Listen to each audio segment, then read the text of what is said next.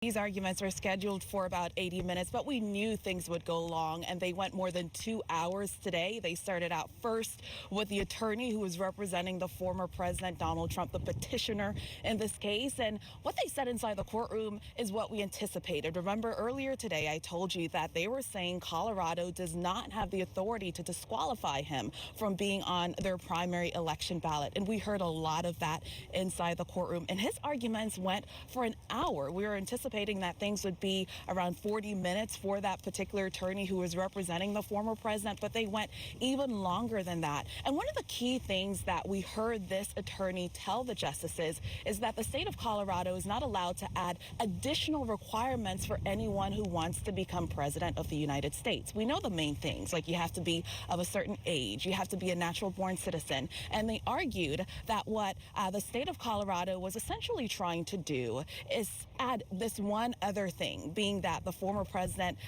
they accused him of engaging in insurrection. They're saying they can't have that, add that additional requirement. Things went for about an hour, and there was some pushback on this. One main thing came from Justice Ketanji Brown Jackson.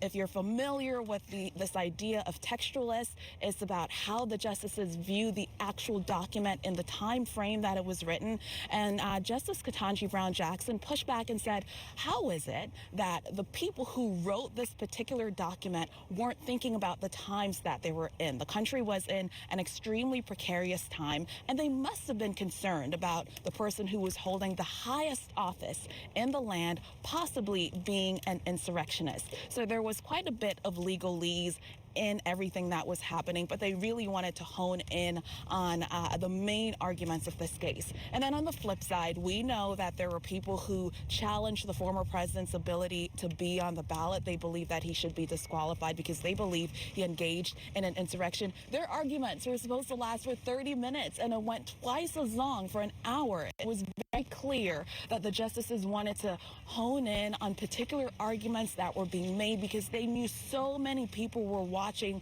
and will be listening to get any inclination of exactly where they will be going. There were no decisions outside of the court today, no decisions from the high court, but they were certainly absorbing all of the arguments.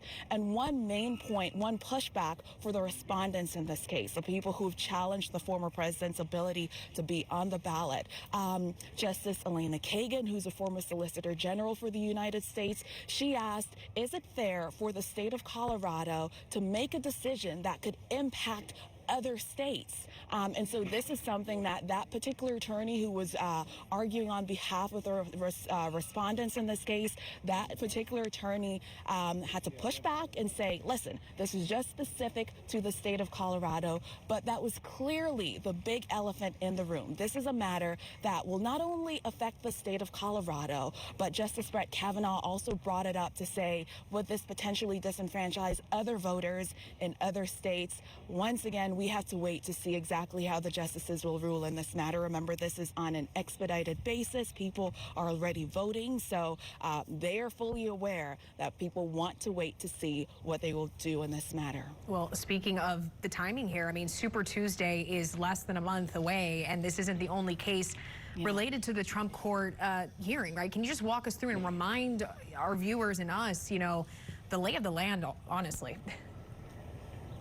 So speaking about Super Tuesday, Colorado will be voting on Super Tuesday, so everything is kind of up in the air right now. As of this moment, the former president remains on that ballot. But when we speak about other states who have an interest in this, I was going through the briefs yesterday. The Secretary of State from Michigan, they wrote a brief, an amicus brief, saying that we want to know what you 9 justices will do because we also want to figure out if the former president should be on the primary election ballot.